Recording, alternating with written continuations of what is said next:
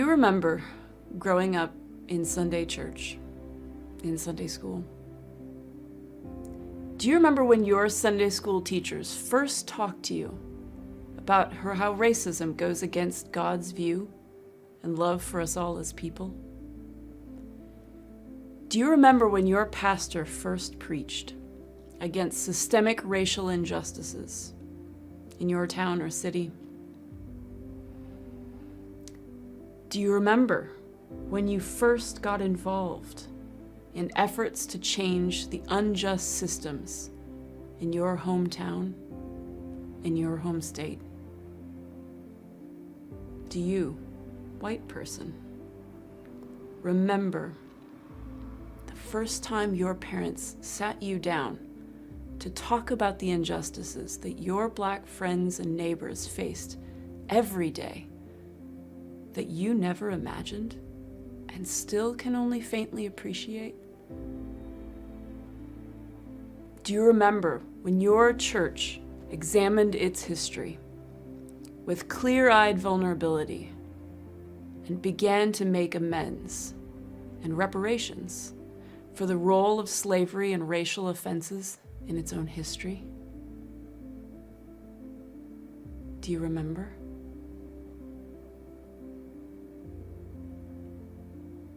I don't. And if you're white and anything like me, it's because it never happened. If you are among the fortunate few who can say yes to even one of these questions, then you are likely black or have been given an incomparable gift as a white person within American Christian culture. But as long as racism stands alive and well in this country, white person, our work is not done. Underneath the glossy, self-congratulatory histories that white Christian churches have written about themselves is a thinly veiled, deeply troubling reality. White Christian churches have not just been complacent, they have not only been complicit. Rather, as the dominant cultural power in America, they have been responsible for constructing and sustaining a project to protect white supremacy and resist black equality. This project has framed the entire American story. Now, just to be clear on the topic of white supremacy, the phrase white supremacy conjures images of bad men in hooded robes who believe in white power and burn crosses and scream the word that I will not repeat. But that's not quite what I mean here. On a broader level, white supremacy involves the way a society organizes itself and what and whom it chooses to value. And that's white supremacy without all the bluster. A set of practices informed by the fundamental belief that white people are more valued than others. Those last two quotes are from White Too Long, The Legacy of White Supremacy in American Christianity by Robert P. Jones, a book that the white members of the Eastminster Racial Reconcilers read and discussed together in order to begin to deconstruct the history that we have written for ourselves as white members of the American church, and to begin to reckon with the truth in order to confess, repent, make reparations, work for equality, justice, and reconciliation. And I urge you, if what I discuss here piques your interest, please pick up a copy of the book yourself, as I'll only be able to touch on the smallest part of it today. Today I was asked to present some of the things I learned that proved most transformative for me in my life, the things that rattled me, that chilled me, that changed me, and that spurred me to action in new ways. To do this, I'm going to introduce you to a portion of what we learned in Chapter 4 of Dr. Jones' book entitled Marking Monuments to White Supremacy. And as context, I'll tell you that I am an artist, a curator, a writer, working in the realm of public art It is my stock in trade to think about art and objects and images and how they shape us and the public spaces we move through. At the point that we read this book, it was the fall of 2020.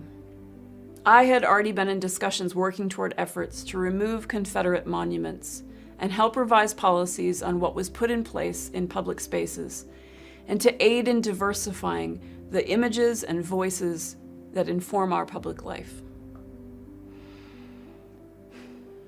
But I did not know that the very things I was working against were put in place by the determined efforts of fellow members of the Christian church over a century ago. To say the least, this revelation put my efforts into scale. I couldn't pat myself on the back as I realized it was my Christian community that had done the deed in the first place, inflicting the damage that continues to occur to this day. My efforts could help reset the images of our public life, but could never turn back time on the damage already done. This is not to say there is no hope, but to remind myself, as a white person, that one of the well-worn ruts of the white mindset is to think oneself a savior when you put right something that should have never been done wrong in the first place. So, to begin, I'm going to give you an overview of where we're headed. First, I'd like to do a brief introduction to lost cause theology. In order to understand what I learned, we'll need to have a basis in this. For some of you, this may be something you know already. For others, it may be entirely new. Next, I'll do the overview of Jones' chapter on marking and monuments. And I'm going to illustrate it. It's not illustrated in the book, but it's exceptionally visual, and it's worth seeing what we're talking about. And then finally, Jones' chapter is current up to the end of 2019. But as you'll quickly find, you'll want to know an update from there. So I'll be giving a 2021 postscript.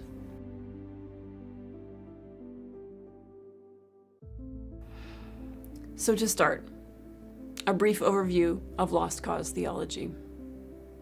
So what is the story behind lost cause theology? Lost cause theology was developed during and after the Civil War and promoted across many denominations. The story behind it went that Jesus' experience on the cross was connected to the defeat of the Southern states in the Civil War, implying that they would experience a resurrection in their ideology and culture. As part of telling this story and legitimating the cause, Southern heroes of the Civil War became a pantheon of sorts, understood in the quest for a God-ordained, just religious cause. Now, in case you think I'm overstating this, I'd like to show you these. The lost cause in stained glass. On the left, you'll see two images of Robert E. Lee as Moses, first in younger life and then in later life. And on the right, you'll see two images, one of Jefferson Davis in the guise of Paul, with angels that would have been looking down above him. So those would have been stacked. And Paul would have been understood in Jefferson Davis's guise as, being unjustly imprisoned, unjustly punished after the war. Let me tell you a quote. Though thick with mind-bending irony, the analogy is clear. Just as Moses refused service to Pharaoh in order to lead his people out of slavery and into freedom in the Promised Land, so Lee refused service to the Union Army in order to lead his people in the South to uphold their freedom to hold slaves and preserve their way of life. And, like Moses, Lee didn't live to see the Promised Land.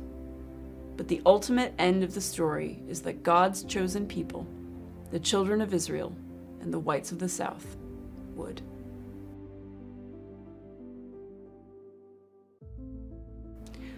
What does lost cause theology look like on the ground? What are its hallmarks? What does it look like in lived experience? Now, while this is rooted in Confederate ideals, these tenets have spread far beyond the South into the rest of the country. In fact, here's what I'd like you to do. Pause and listen for yourself. Listen through your own experience. See what you hear that rings true from your own church upbringing. Indeed, I've chosen to highlight just 3 tenets here that ring particularly true for me. I won't be able to go over all of them, but just listen to these. You can dig into them further if you're curious. So first, it's built on a rigid patriarchal hierarchy, a, quote, benevolent paternalism, in which different members of the family have a divinely ordained and differentiated roles. The practice of slavery should be understood within this hierarchical context, like a symbiotic ecosystem. Genders and races had their roles to play, and when played well, the ecosystem thrived and all members were content. The implications were clear. That in all times, in all circumstances, whites had been naturally in a state of dominance, fulfilling their God-given role to direct the labor of others. Second, an eschatology that diminishes human responsibility.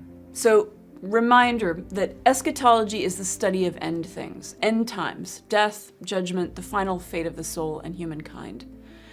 You can see this most clearly, this diminishing of human responsibility in eschatology, regarding big issues like racism or climate change, when people say that the world's far too broken and sinful for these things to be addressed, and only in the second coming will Christ be able to take care of them. Again, taking the responsibility off people to try to make the next move, to do what they can, and to work together.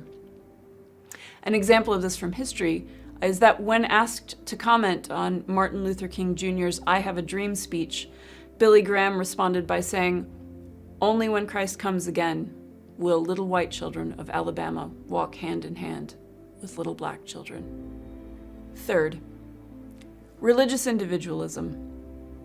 Free will individualism. So individuals exist independent of structures and institutions and have free will and are individually accountable for their own actions. And with this relationalism, the root of all problems that can be found, being found in relationships of individuals instead of unjust laws and structures. And then finally, anti-structuralism. Individuals have a deep suspicion of social structures because they believe that it shifts blame from where it belongs, sinful individuals. You know, just a few rotten apples. So let's bring this home again. These are the windows of the National Cathedral in Washington, D.C. And they also show lost cause theology.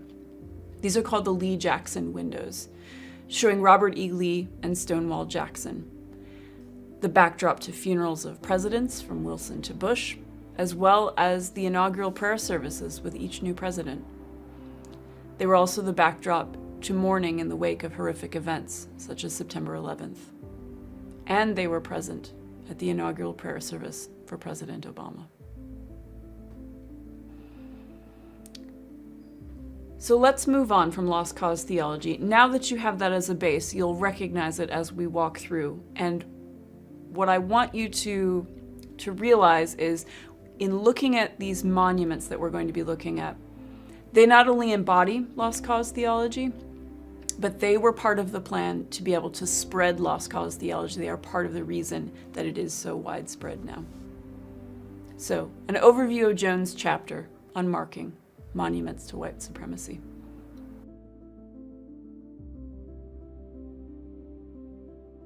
First, I'm going to take you to Richmond, Virginia. Richmond was the mecca of the lost cause, and Monument Avenue was the sacred road to it. Now, at this point, it's worth pausing to let Jones tell us the story of when Monument Avenue was first finished and when it was dedicated. So let's do that now. The largest post-Civil War gathering to honor the Confederacy occurred not in the 19th century, but on June 3rd, 1907, more than 4 decades after General Robert E. Lee surrendered the last major Confederate army to Ulysses S. Grant at Appomattox Courthouse in Virginia. An estimated 200,000 people, including 18,000 former Confederate soldiers, gathered in Richmond, Virginia, the former capital of the Confederacy, to witness the dedication of an elaborate monument to Jefferson Davis, the former Confederate president, on what would have been his 99th birthday. The 5-day celebration included the annual reunion of the United Confederate Veterans and a convergence of numerous Southern women's associations, most prominently the United Daughters of the Confederacy, the driving force behind the Confederate Monument movement. Remember that name. We'll come back to them later. All of this built up to the day of the monument dedication, on Monday, June 3. The ceremonies were drenched in the white Christian theology of the lost cause. The official program for the event noted that there would be, quote, special services in all Richmond churches in the morning before the main unveiling event, and, quote, special services in city churches and a sacred concert at the Horse Show building in the evening. Even the business meetings and other less ceremonious events kicked off with prayer by a local pastor or by the well-known Southern Baptist Reverend Dr. J. William Jones, a Virginian and the chaplain general for the United Confederate Veterans, whom the historian Charles Reagan Wilson dubbed the evangelist of the lost cause. Jones, who had personally helped raise $10,000 for the Davis Monument, was also popular for rousing prayers that began with invocations of God of Abraham, Isaac, and Jacob, God of Israel, God of the centuries, God of our fathers, God of Jefferson Davis, Robert Edward Lee, and Stonewall Jackson, Lord of hosts and King of kings. So let's look at the 5 monuments of Monument Avenue. First is Jefferson Davis. Now, note particularly that Davis is not standing on the top of this pillar. He's actually at the base. At the top is the Vindicatrix, who is a fictitious woman, but representing again in the lost cause the sense that they will one day, as the South, as a theology, as an ideology, one day be vindicated and be seen to be right. The next is Robert E. Lee. After that, M.F. Maury, Stonewall Jackson, and then finally J.E.B. Stuart. Now notice in the background of Stuart's photo, a church. It is not the only one on Monument Avenue, and it is not there by accident. Indeed, there were a number of churches who particularly moved and built new buildings on Monument Avenue, wealthy white upper-class churches. Here you'll see the names of several. And indeed, it was not just the churches that moved, but also wealthy whites themselves who moved and built new homes on Monument Avenue. In fact, to this day, it remains a leafy upper-class, mostly white neighborhood.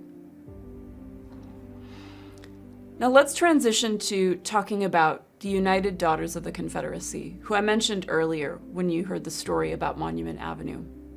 They were indeed the driving force behind the creation and placement of Confederate monuments, yet the work of the UDC extended well beyond monuments. It included a multi-pronged effort to defend and promote Confederate culture with a particular aim of vindicating these values nationally, while passing them on to the next generation of Southern white children. Children indeed became central to UDC rituals for symbolic and strategic purposes. Local unveilings of new monuments, as you see here, raising money, as in the Mile of Pennies campaign in Moultrie, Georgia, and purity processions of 13 young girls dressed in white, each with the sash of a Confederate state. These processions were to communicate that sense of purity and innocence in the Southern cause. Children's choirs rehearsed Confederate songs in church and school for public performance.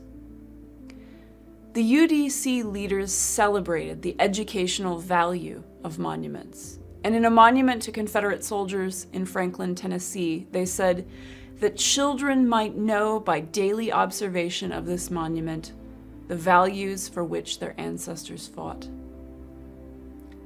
this message was obviously for white children. The monument's message to black children and adults was the continued assertion of white supremacy. Across the South, in large cities and small towns, UDC women preserved oral histories and Confederate relics, policed public school textbooks for anti-South bias, produced alternative pro-South texts, which were widely adopted. An example of this was a grade school primer entitled The Ku Klux Klan and the Invisible Empire, subsequently adopted by the state of Mississippi. They placed thousands of portraits of Robert E. Lee and Jefferson Davis in public schools, alongside what would have been at that time the customary portrait of George Washington. They secured Confederate Memorial Day as a public school holiday so that children could attend the celebrations and place flags on Confederate graves. They developed and distributed pro-South catechisms throughout Southern churches, recalling, of course, that in these catechisms they inserted material about lost cause theology and about the mythology of such. The UDC polished its image through World War I. They threw themselves into support of the war effort alongside mainstream organizations. They sponsored hospitals overseas, even placing memorial plaques to Confederate soldiers on sponsored hospital beds, the first of which was to Robert E. Lee. Indeed, this UDC did lose steam after World War I, as the North and South came together against a common enemy, and the last of the Confederate generation died off. However, in the short 25 years of their work since their founding in 1894, their main goal, the vindication of the Confederate cause, had largely been accomplished. Without compromise, they said. They staked their white supremacist claims in public spaces across the South, contributed significantly to ideological victories fought in post-war national literature and history, and by the end of the 19th century, nearly all the Northern historians adopted the Southern view on race in general, and the inferiority of African Americans in particular. The UDC's legacy continues to today. The monuments still stand. The effects of their educational effort on American culture and religion are now widespread. And this has limited white vision, not only what we can see, but what we are willing to see. And thus, it's hindered black equality. They also achieved broad acceptance of lost cause theology, an essential element to North-South reunion. And this theology and ideology at its core was about preserving white supremacy. And for African Americans, the result of this reunion would add decades to their journey for freedom, which of course continues to today. There were 1,747 remaining documented Confederate memorials, monuments, place names, and other symbols at the end of 2019. This includes 780 monuments, 103 public K-12 schools, and 3 colleges named for Robert E. Lee, Jefferson Davis, or other Confederate icons. 80 counties and cities were named for Confederates. 9 observed state holidays in 5 states are Confederate-related. 10 U.S. military bases are named for Confederates. That this is only the count of documented monuments on public property is chilling. And these 780 monuments are what remained after 100 were removed following the 2015 massacre at the Charleston AME Church.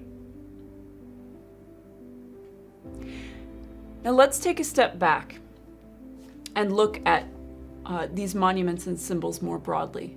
It's often stated that these are relics of the post-war period, but I'd like to show you this graph. It's done by the Southern Poverty Law Center. At the far left side is the Civil War, and on the far right side is 2019.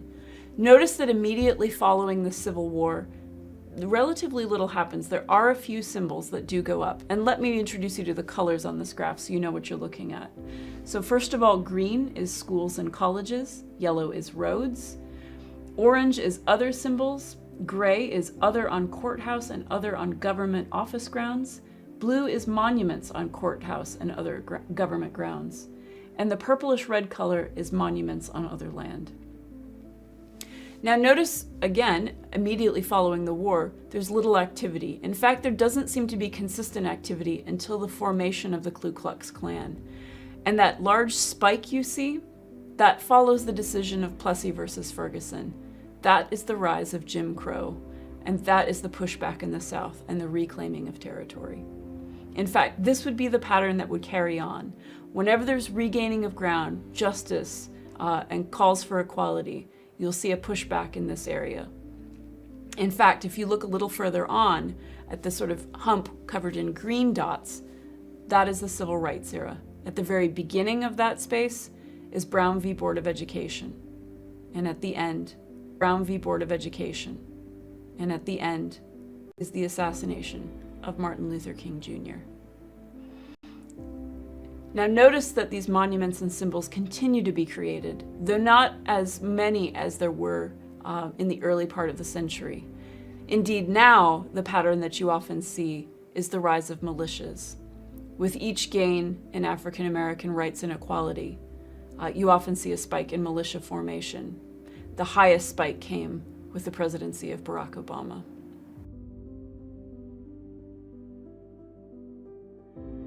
Now to a 2021 postscript. Because the information that we've just talked about up till now was only current to the end of 2019, and as we all know, a lot has happened since then.